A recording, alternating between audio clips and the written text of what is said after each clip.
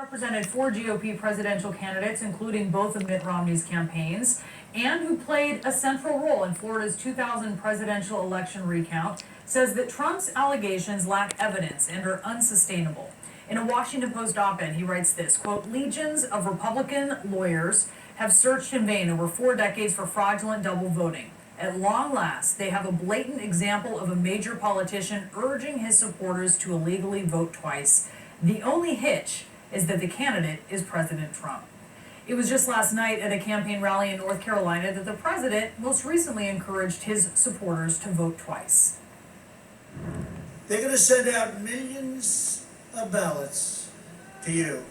People that never really thought in terms of it. Now, sometimes you'll ask for a ballot. That's a solicited ballot. It's okay. You have to go through a process. You have to sign a form. You get it. Sending out millions of unsolicited ballots.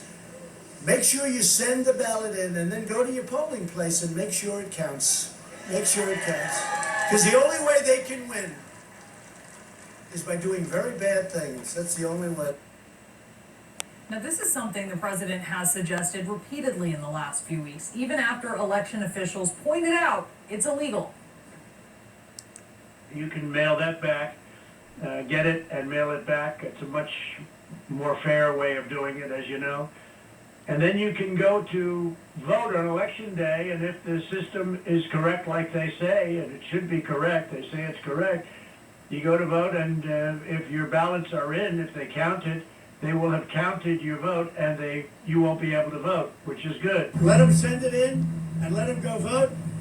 And if their system's as good as they say it is, then obviously they won't be able to vote. Sign your mail-in ballot. Okay? You sign it and send it in, and then you have to follow it. And if on election day or early voting that is not tabulated and counted, you go vote. And then if for some reason after that, it shouldn't take that long, it comes in, they're not going to be able to tabulate it because you will have voted. Ben Ginsberg is joining us now. And Ben, thank you so much for being with us. I think your column is probably about the most important thing that I have read and many people have read when it comes to just setting us straight on what's going on when it comes to mail-in voting and voter fraud, alleged voter fraud.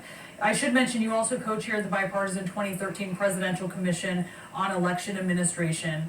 And you write in this column, Ben, that these were painful conclusions for you to reach. But here you are, so tell us how you got here. Well, they are painful conclusions to reach. I spent 38 years as part of Republican Election Day operations, being sure that there wasn't fraud and abuse at the polls and the ballots were counted correct. We were very vigilant in looking for irregularities in the voting process. And to be sure, every election cycle there are random cases, but not many.